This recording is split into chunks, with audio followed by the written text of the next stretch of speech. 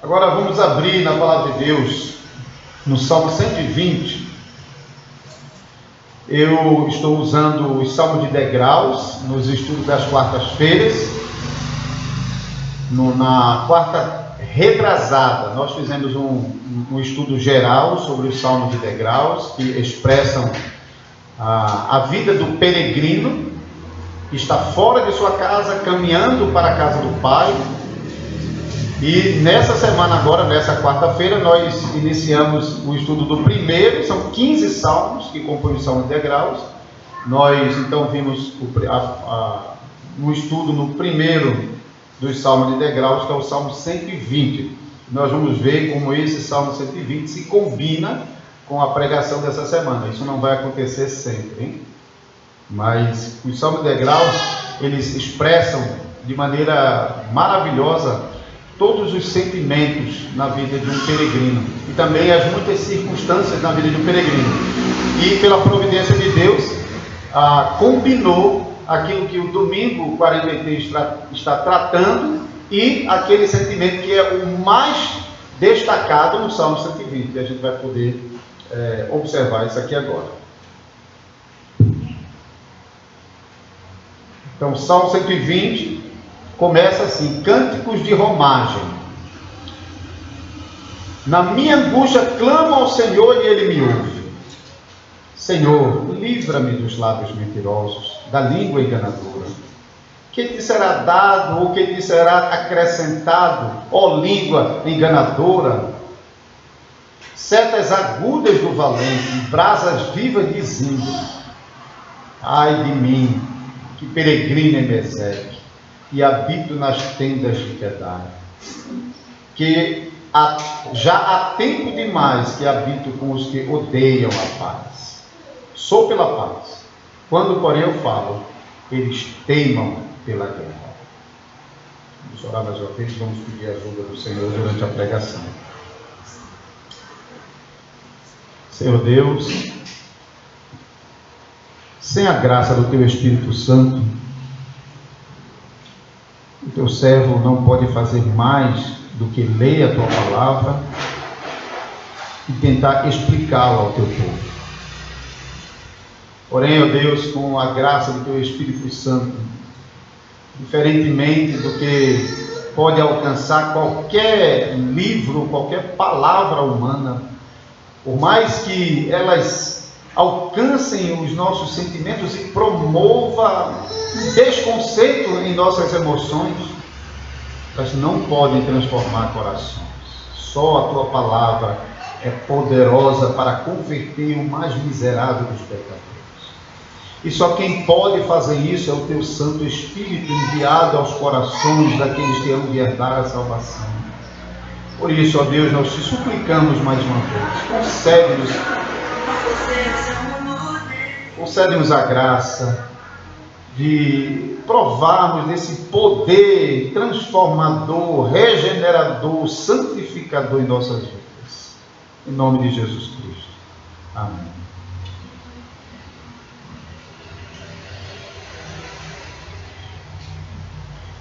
O texto de Êxodo 20 que nós lemos há pouco, então no versículo 16, fala sobre o 9º mandamento. E esse 9º mandamento proíbe a mentira em suas múltiplas formas e usos e ordena que a verdade seja mantida em todas as circunstâncias. Isso é a ordenança do 9º mandamento. E entre as razões porque Deus nos ordena que não falemos mentira, mas promovamos a verdade, entre os motivos, pelo menos 3 nós podemos destacar. O primeiro motivo é que a mentira ataca o caráter santo de Deus. Porque Deus é chamado nas Escrituras de o Deus da verdade. Podemos ver isso, por exemplo, no Salmo 25, versículo 5, e João, capítulo 14, versículo 6, Jesus diz que Ele é a verdade.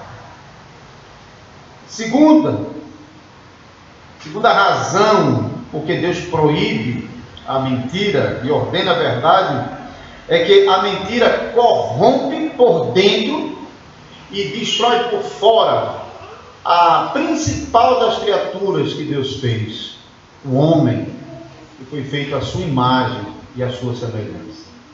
O mal que começa a corromper o homem por dentro e ataca para destruir o seu próximo. A terceira razão, porque Deus proíbe a mentira e ordena a verdade, é porque a mentira é própria do diabo, enquanto que nós somos filhos de Deus. João 8,44 diz que o diabo, desde o princípio, não se firmou na verdade, e ele é chamado de pai da mentira. E todos aqueles que vivem na mentira são filhos desse pai mentiroso que é o diabo. Então vamos continuar o assunto da mentira na pregação baseada no Salmo 120, que vai tratar mais especificamente sobre esse segundo aspecto, que fala sobre a mentira corrompendo por dentro o homem criado à imagem de Deus e que então transborda para atacar e destruir também o seu próximo. Então vamos ao texto do Salmo 120. Esse Salmo 120, ele é o primeiro dos chamados Salmos de degraus, que vai até o Salmo 134. Então, Salmo 120 até o Salmo 134, ele, nas nossas Bíblias, pelo menos na edição revista e atualizada, ele recebe o título de Salmo de degraus. Você pode olhar na sua Bíblia, se você estiver com a mesma edição que eu, edição revista e atualizada, ele tem no título em negrito, Cântico de Romagem. Em outras traduções vai aparecer Cântico de degraus, ou Cântico de subida, ou Cântico de peregrino. Então, Cântico de Romagem é uma interpretação do título hebraico que usa a palavra subida mesmo, literalmente falando, porque o povo saía de suas casas e subiam para Jerusalém para participar das grandes festas de Israel na presença do nosso Deus. Então, esses salmos, chamados Salmos de degraus, esse grupo de salmos do 120 ao 134 eram cantados pelos israelitas durante a viagem, durante a peregrinação até Jerusalém, a fim de participar dessas festas.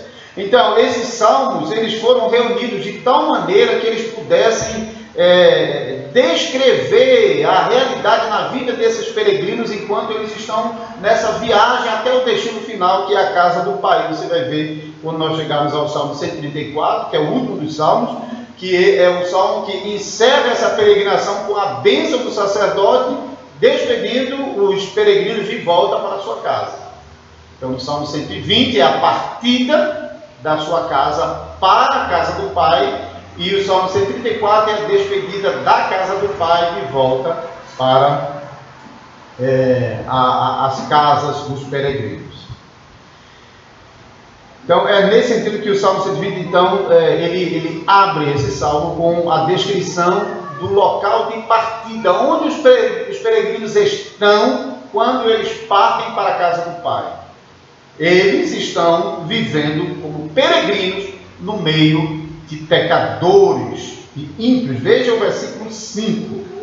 Ai de mim que peregrino em Meseque e habito nas tendas de Quedar.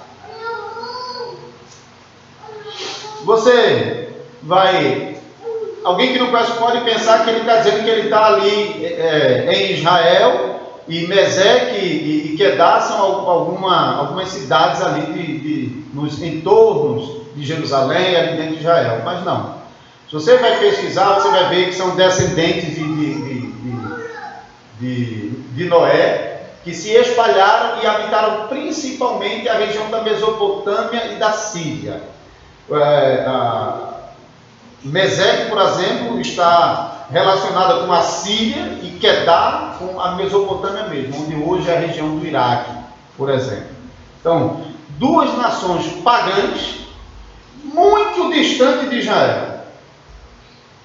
Então o salmista menciona essas duas cidades pagãs para descrever como ele se sentia. Ele se sentia como se fosse um peregrino de Israel vivendo no meio de uma nação gentil. Você pode imaginar o sentimento do israelita se ele estivesse fora de Israel, morando em um país pagão, longe da sua terra. Isso era o sentimento que esse peregrino tinha, sendo morador de Israel, um filho da aliança, sendo um membro do povo de Deus.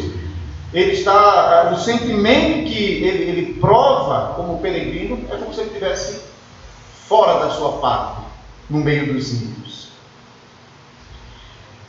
Esses ímpios, os quais o peregrino do Salmo 120 menciona, estavam provocando uma angústia terrível no coração do peregrino. Versículo 1, por causa dessa angústia, ele está recorrendo ao Senhor. Na minha angústia, clamo ao Senhor, e Ele me ouve. E o principal motivo para essa angústia é descrito logo em seguida, no versículo 2 e em diante. O Senhor, livra-me dos lábios mentirosos e da língua enganadora. Então, o principal motivo da angústia que o peregrino estava sentindo era o sofrimento decorrente das mentiras proferidas por esses ímpios no meio dos quais ele estava habitando. O texto não identifica qual era especificamente a mentira que fora proferida contra ele. O texto não identifica. Isso, em certo sentido, é importante porque o contexto fica um contexto mais amplo e geral da mentira. Então não é uma mentira em específico. Mas nós podemos tirar algumas conclusões a partir do próprio texto do Salmo 120 sobre a natureza da mentira. Não qual era especificamente ela, mas a natureza dela. De que natureza era essa mentira? Os versículos 4 e versículo 7, ambos versículos descrevem uma imagem de guerra, um ambiente de guerra.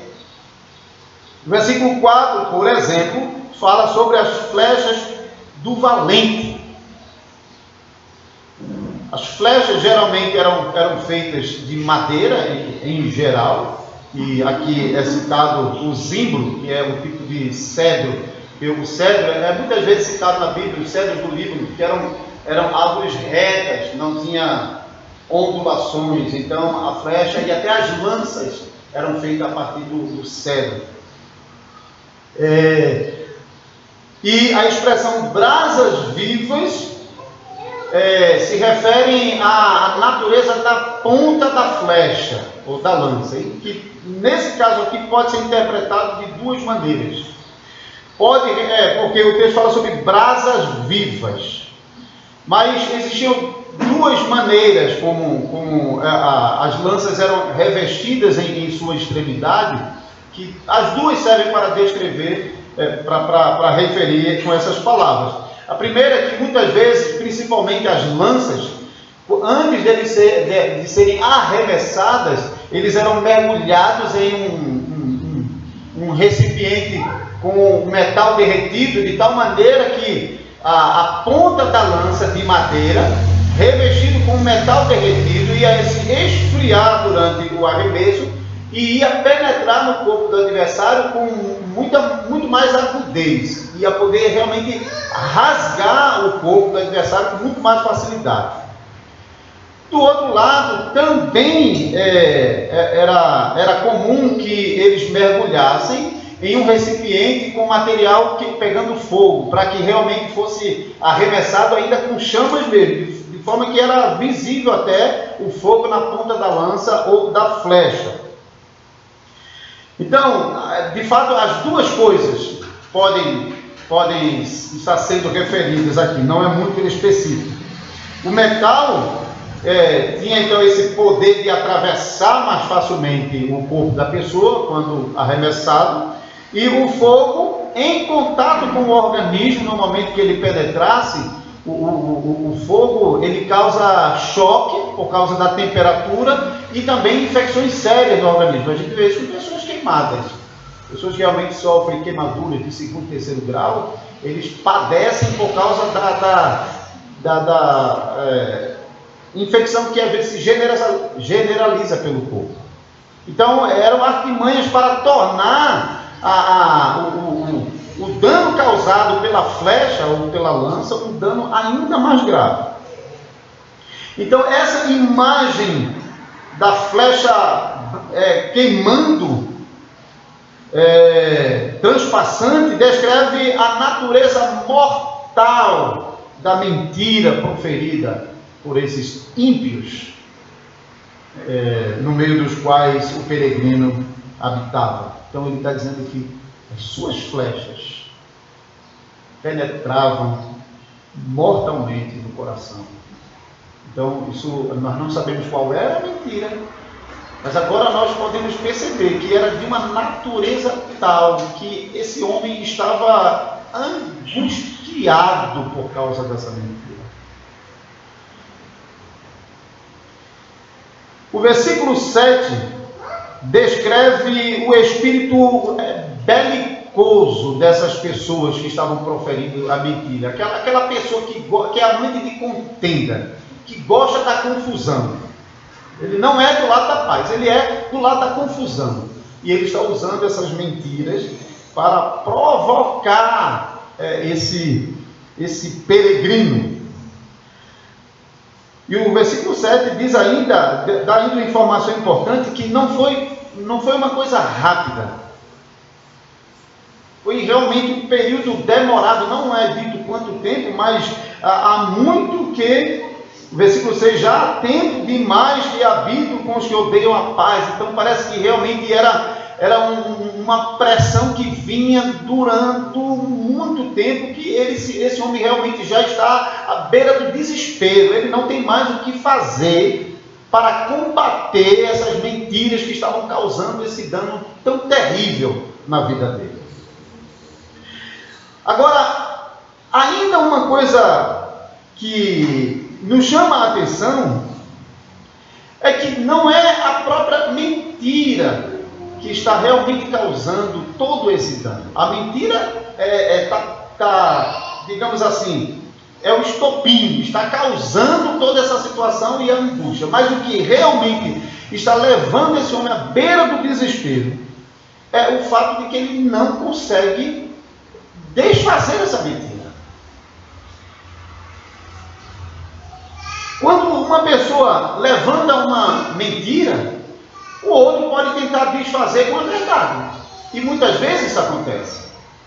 Às vezes mentiras são levantadas e ofendem, mas com a verdade você vai lá e acaba, desmascara e prova que aquela pessoa é mentirosa, que aquilo não aconteceu e encerra. Pode ficar algumas consequências, alguns danos, porque às vezes não é possível desfazer completamente, mas em muitos casos você consegue realmente conter os danos da mentira e assim apagar os dados inflamados do maligno, né?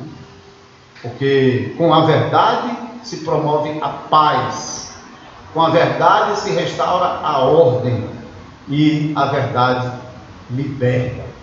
A verdade realmente dá uma sensação de libertação. Agora,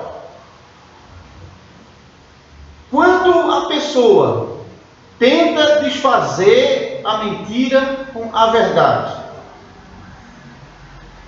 mas ele não consegue, ele persiste, o tempo passa, a mentira vai causando mais e mais dano e ele não consegue desfazer essa mentira.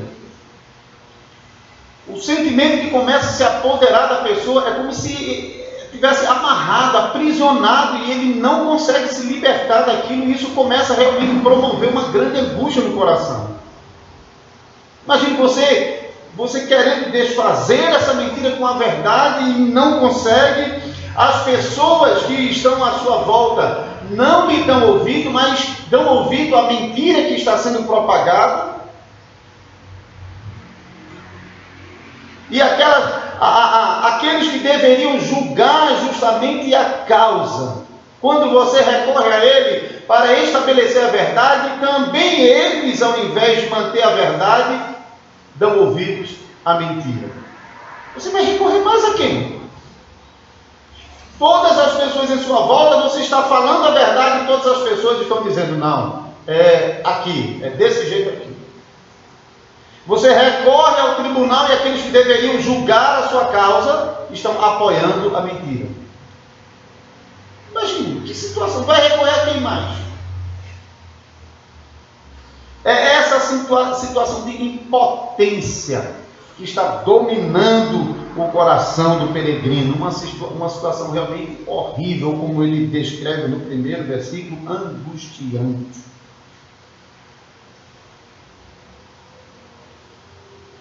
A única solução que o salmista encontra é recorrer a Deus, porque não tem mais o que fazer. Ninguém dá ouvido à verdade. O espírito dos homens são espíritos belicosos que se comprazem na contenda, na guerra, e fazem isso por meio da mentira. Não tem muito o que fazer em algumas situações. Para o crente, para o piedoso, a única coisa a fazer realmente é recorrer ao Senhor, e é isso que o salmista faz no versículo 1. Na minha angústia, clamo ao Senhor, e Ele me ouve. Porém, interessante aqui esse complemento do versículo 1. Quando eu expliquei na parte introdutória do Salmo de Degraus, eu expliquei que uma particularidade do texto hebraico, toda a escritura hebraica, mas mais especificamente o Salmo, é que todo versículo hebraico ele é composto de duas partes. É a estrutura como eles redigiram. Então é sempre duas partes. É dito uma coisa na primeira parte e a segunda parte ou complementa, ou repete o significado, ou cria um contraste, ou desenvolve, é sempre assim. E aqui a gente vê essa combinação funcionando como um resumo de toda essa história. Na minha angústia, ele vai descrever, ele clama ao Senhor. E o complemento desse versículo é a resposta final. Ele pode confiar que a resposta vem do Senhor. Essa certeza do salmista, quando começa realmente esse salmo, na minha angústia clamo ao Senhor e Ele me ouve. Essa certeza vem dessa palavrinha Senhor que nós temos no versículo 1. Sempre deve chamar a nossa atenção quando nós estamos lendo o texto da Escritura e observando o nome Senhor escrito com letras maiúsculas. A palavra, na nossa tradução em português, de vez em quando você vai ver a palavra Senhor, escrito normalmente, a primeira em maiúscula e as demais em minúsculas, e traduz normalmente a palavra Adonai ou Elohim, são outros termos para Deus.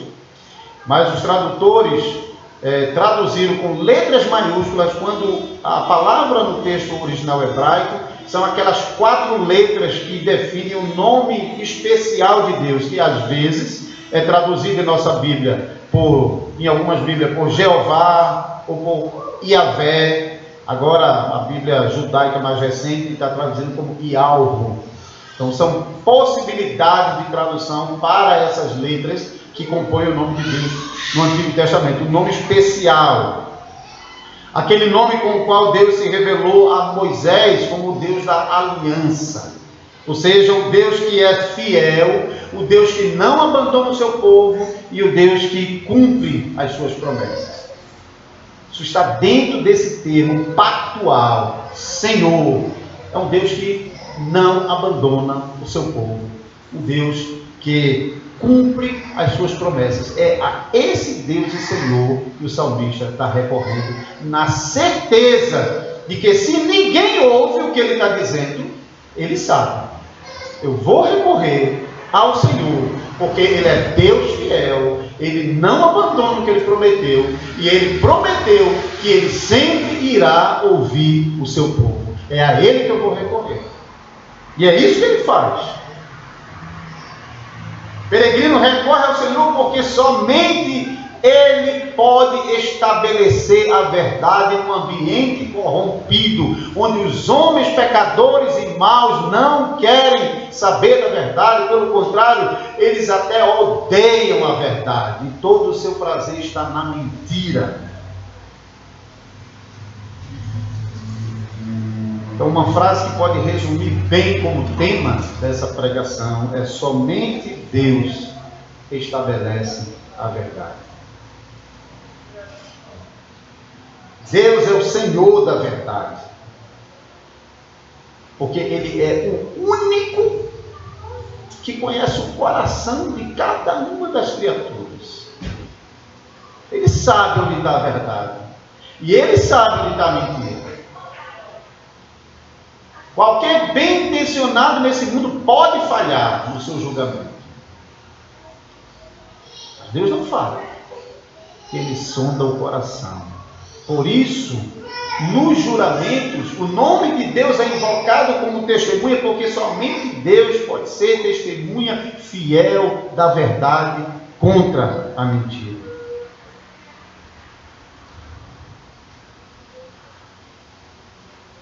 E o salmista sabe que Deus é fiel com suas promessas. E ele prometeu que ele vai se posicionar ao lado dos fiéis, ao lado da verdade. E nós sabemos também que os filhos de Deus podem ter certeza que o Rei dos Reis e Senhor dos Senhores, o nosso Salvador Jesus Cristo, a verdade encarnada, um dia virá para julgar esse mundo e revelar o segredo do coração de todo homem. Naquele dia, então, se não alcançarmos justiça nesse mundo, se em nossos dilemas, em nossas tribulações nessa vida, se nós não alcançarmos a justiça, nós sabemos com toda certeza, Deus separou o dia que Ele vai julgar toda criatura, todo joelho se dobrará, toda língua confessará que Ele é Senhor. E naquele dia os ímpios mentirosos receberão a justa recompensa por suas mentiras, e os fiéis receberão a recompensa por serem amantes da verdade. Apocalipse 22, 15. Aplicando essa mensagem à igreja,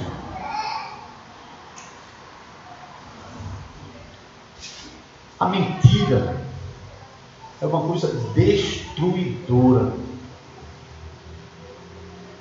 Ela pode acabar com a vida de uma pessoa. Começa, às vezes, destruindo a reputação de uma pessoa e acaba por destruir completamente a vida da pessoa mesmo. A mentira enche o coração de angústia, especialmente daqueles que estão lutando para manter a verdade. Então pense qual deve ser a atitude de todo cristão diante da mentira. Bom, é realmente para olhar para a mentira com ódio, com desprezo, com raiva, com ira. E é esse tipo de ira que a Bíblia fala: irai-vos, mas não pequei. Porque não é se irar contra as pessoas, mas é se irar contra os pecados que ofendem a majestade e a santidade de Deus. A nossa atitude para com a mentira deve ser de desprezo, de nojo.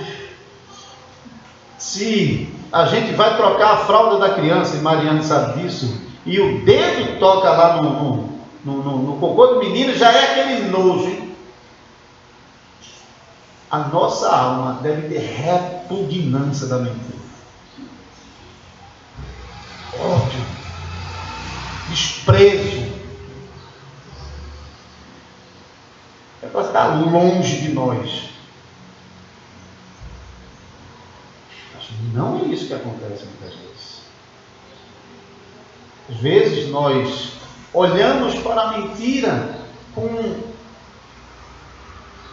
assim, um olhar simpático. Às vezes nós até nos associamos à mentira dos outros. E nos casos mais horríveis, nós até promovemos a mentira.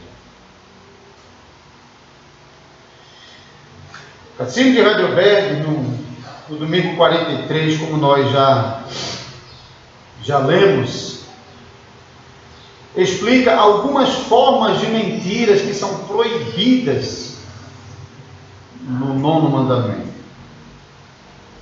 Nós lemos sobre a Bíblia proibindo falso testemunho, que é falar uma coisa que não é de acordo com o fato, com aquilo que aconteceu. É aquela fala que não descreve com precisão aquilo que aconteceu. Falso testemunho. A Bíblia também, Provérbios 19:5, condena o falso testemunho. A Bíblia também proíbe a distorção das palavras dos outros, que é a interpretação errada que muitas vezes é dada sobre alguém. Isso pode acontecer de maneira involuntária, mas quando você nota, você procura corrigir. Mas quando isso é feito de maneira proposital, com o propósito realmente de destruir, de atacar, de atingir aquela pessoa, isso realmente é terrível. Várias vezes os judeus fizeram isso com Jesus.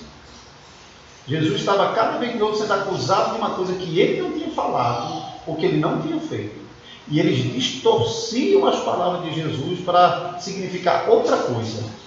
Um dos episódios é aquele de Mateus 22, quando Jesus é acusado de estar promovendo a rebelião contra César.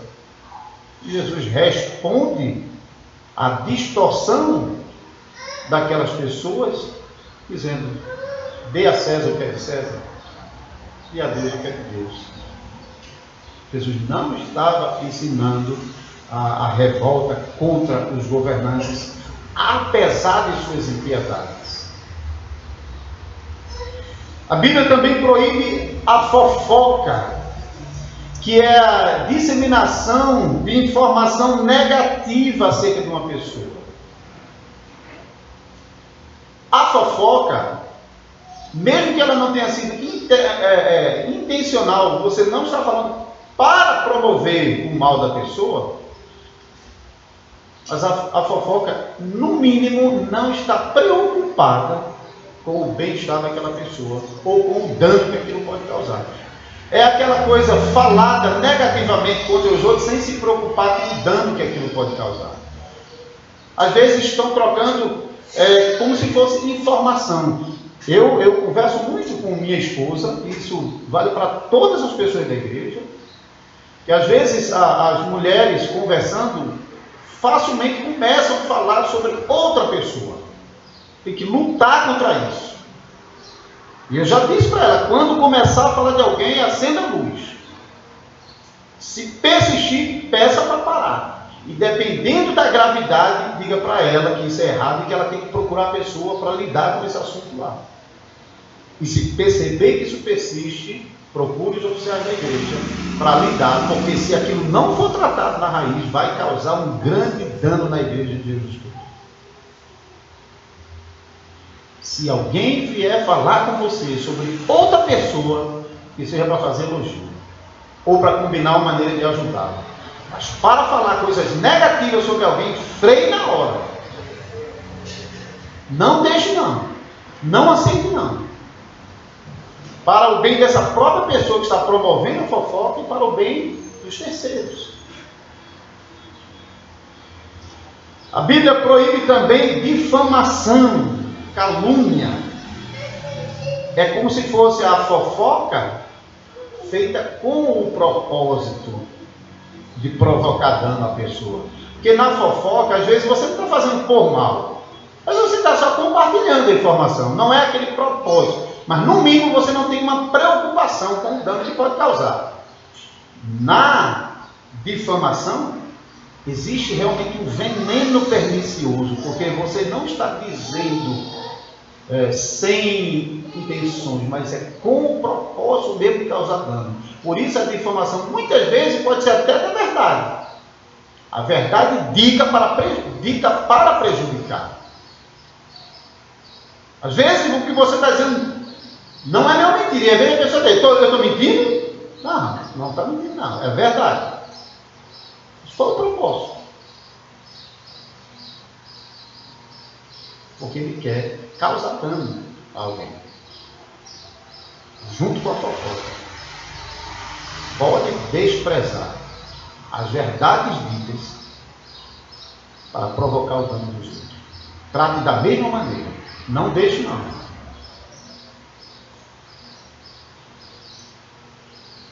Provérbios 11 e 13 fala sobre a fofoca.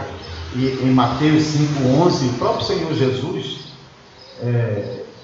transformou em bênção para os cristãos essa terrível maldição contra os réprobos, dizendo que feliz sois vós quando vos injuriarem e disserem todo mal contra vós. Porque Jesus sabe que essa é a arma do diabo para destruir os homens.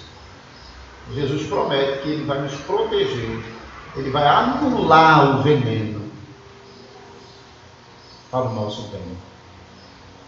A última coisa que o catecismo fala é sobre a condenação antecipada dos outros, o juízo temerário, que é a associação contra outras pessoas para emitir juízo sobre alguém sem avaliar direito a situação e sem nem ter ouvido a pessoa. Isso é terrível. Isso é terrível. Isso é terrível.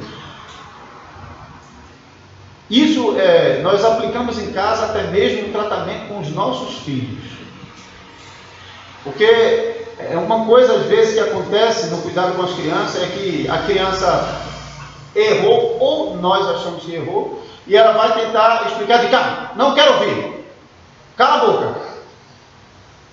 Não tem coisa pior do que você querer estabelecer a verdade e você sequer poder ser ouvido. Ou se você tentar dizer, as pessoas desprezarem o que você diz. Fazer pouco caso. Ouvidos mudos. E parece que essa situação está muito mais próxima da situação do peregrino do Salmo 120. Que no versículo 7, ele diz, sou pela paz. Quando, porém, eu falo, eles teimam pela guerra. Não queria estar ouvindo aí. E ele já tem dito no versículo 6, isso por um longo tempo. Então, quando nós estamos nos juntando com o outro para desferir um julgamento sobre o outro, sem nem avaliar a situação direito, e sem nem ter dado a oportunidade de a pessoa se explicar, isso é terrível. E é pecado condenado no 9º mandamento. Lembre-se disso. Tenham cuidado, irmãos, porque a natureza caída de vocês é uma natureza beligerante, violenta. Nós herdamos esse terrível mal dos nossos primeiros pais. E essa nossa violência natural, que vem, natural quando eu digo, não é que faz parte dela, mas que é parte da corrupção que está na nossa natureza, porque não faz parte dela no sentido que Deus fez o homem bom ser isso, mas faz parte da corrupção da nossa natureza. Essa violência, normalmente, ela vai se manifestar no dano causado às outras pessoas para benefício próprio, para se promover ou para se proteger. Embora cada vez mais a gente está ouvindo sobre pessoas fazendo violência a si mesmo, né? Aqui em Caruaru, recentemente, o empresário se suicidou, né? Mas a violência é um ataque ao próximo para se proteger, para garantir o seu e para se promover às custas da desgraça dos outros. E uma das maneiras como a violência se manifesta é por meio da mentira. Porque a mentira rouba, oprime, desfaz, anula, destrói, mata. Não brinque, não. Se em nosso meio talvez seja mais difícil um caso onde alguém tira a vida de uma pessoa com uma arma, não é tão difícil de ver situações que irmãos estão matando o outro com as setas agudas do valente.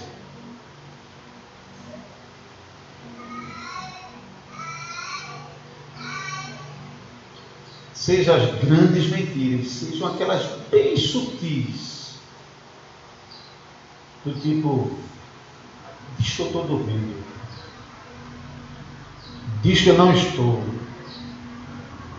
Que ao dizer isso, eu vejo me envergonho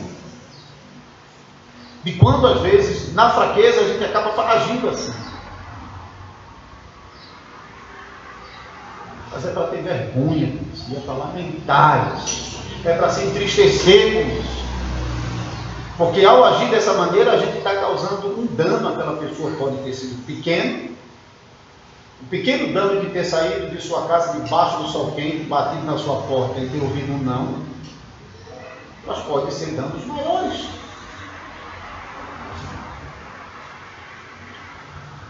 Lembre-se que foi dito no começo, uma das razões porque Deus proíbe a mentira é porque ela é a arma do diabo. Não é com essa arma que os santos lutam.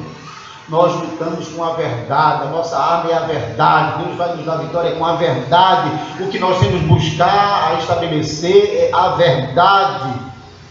É na verdade que tem a bênção e a promessa de Deus, não na mentira.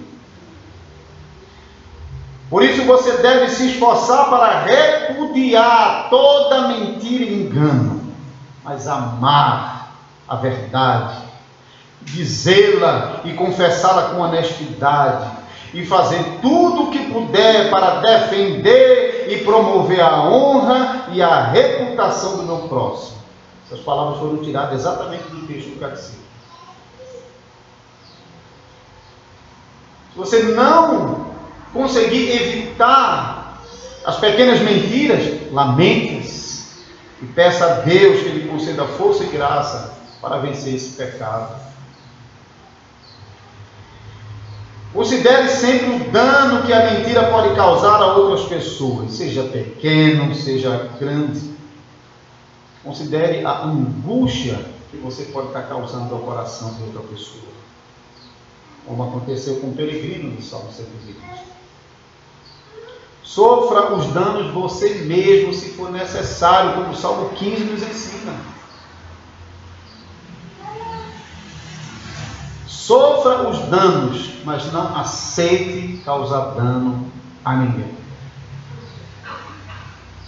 E se acontecer de você ser vítima de mentiras, e se você estiver sofrendo por causa delas, lute com a verdade para desfazer as mentiras. E se acontecer e as coisas se agravarem de tal maneira que a mentira está prevalecendo sobre a verdade, faça como o salmista, recorra ao Senhor. Somente Cristo pode estabelecer a verdade. E Ele prometeu que Ele vai cobrar de cada pessoa cada palavra frívola que sair da sua boca. Mas prometeu também que não vai desamparar aquele que diante dele fizer a boa confissão. Amém.